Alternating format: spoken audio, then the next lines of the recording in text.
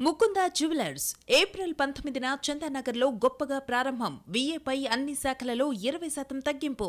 ఈ offer April 27 వరకు మాత్రమే. అహింస, సత్యం, సామాజిక న్యాయం అనే 3 కాంగ్రెస్ మూల సిద్ధాంతాలను మరోసారి భారత్ సమ్మిట్ ద్వారా దిశానిర్దేశం చేయనున్నట్లు ఆ పార్టీ ప్రకటించింది.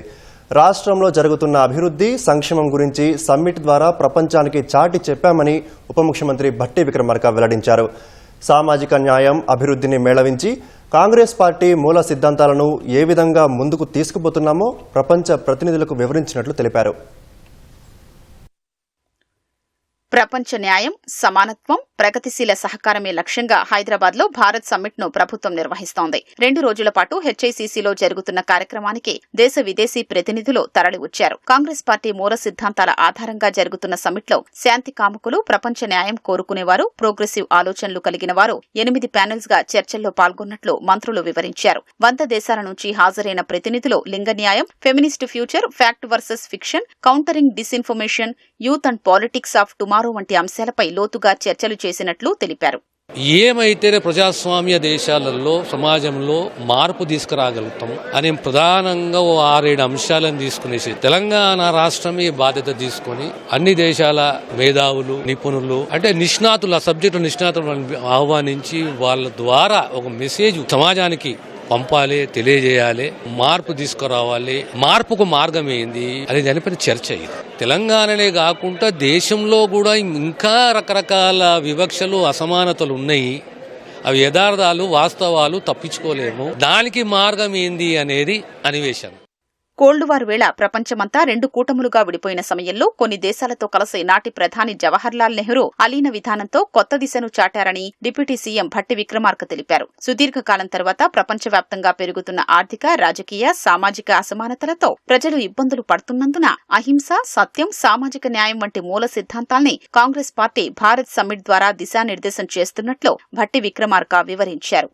ఈరోజు ప్రపంచవ్యాప్తంగా ఇటు సామాజికంగా, ఆర్థికంగా, రాజకీయంగా పెరుగుతున్నటువంటి ఒత్తిళ్లు, యుద్ధ వాతావరణం, ఆర్థిక, సామాజిక, రాజకీయ అసమానత్వం, వీటన్నిటి మధ్యన అశాంతితో ఇబ్బంది పడుతున్నటువంటి పరిస్థితుల్లో తిరిగి మరొక్కసారి కాంగ్రెస్ పార్టీ మూల సిద్ధాంతాలైనటువంటి అహింస, నాన్ వైలెన్స్, సత్యం, సోషల్ జస్టిస్, ఈ 3 ప్రాథమిక మూల సిద్ధాంతాలతో ఆనాటి నెహ్రూ గారి స్ఫూర్తితో మరొకసారి ప్రపంచానికి ఎప్పుడు సమస్యలు ఉత్పన్నమైనా కాంగ్రెస్ పార్టీ అతిపెద్ద రాజకీయ పార్టీగా ఈ ప్రపంచానికి దిశా నిర్దేశం చేసేటువంటి కార్యక్రమానికి నాంది పలికి ఈ భారత్ సమ్మిట్ ని తెలంగాణ రాష్ట్ర ప్రభుత్వం ఈ భారత్ సమ్మిట్ ని ఏర్పాటు చేయడం జరిగింది. శాంతి, అహింస మార్గాలతో గ్లోబల్ జస్టిస్ కోసం ముందుకు నడుద్దాం ఇచ్చినటువంటి పిలుపుని ఈరోజు పూర్తి స్థాయిలో మేము దేశవ్యాప్తంగా అమలు చేయటమే కాకుండా ప్రపంచవ్యాప్తంగా ఉన్న డెలిగేట్స్ కూడా దీంట్లో భాగస్వాములు చేసి ముందుకు నడిపిస్తున్నందుకు నిజంగా మేము నిరూపిస్తా ఉన్నాం. మరోవైపు రాష్ట్ర ప్రభుత్వం చేపడుతున్న అభివృద్ధి, సంక్షేమ పథకాల్ని విదేశీ ప్రతినిధులకు వివరించినట్లు భట్టి విక్రమార్క వెల్లడించారు. న్యూ ఎనర్జీ పాలసీ ద్వారా 2035 నాటికి 40,000 మెగావాట్ల విద్యుదుత్పత్తి, ఆర్ఆర్ఆర్ మధ్య ఏర్పాటు చేస్తున్న క్లస్టర్స్, ఫ్యూచర్ సిటీ, మూసీ పునరుజ్జీవం, young India integrated residential schools ఏర్పాటు తదితర పథకాల గురించి సమ్మిట్ కు హాజరైన ప్రతినిధులకు తెలిపామని చెప్పారు.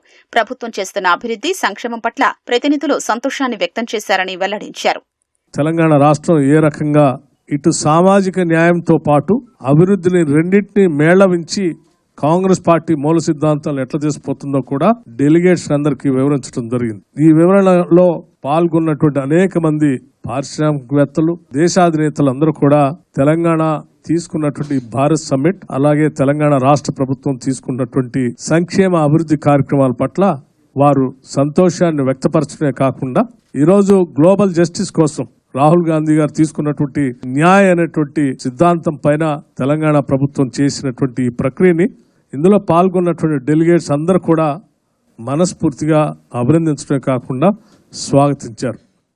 దేశానికే రోల్ మోడల్ గా నిలవబోతున్న తెలంగాణలో పెట్టుబడులు పెట్టాలని పారిశ్రామికవేత్తల్ని, వివిధ దేశాల ప్రతినిధుల్ని కోరినట్లు ప్రభుత్వం వెల్లడించింది.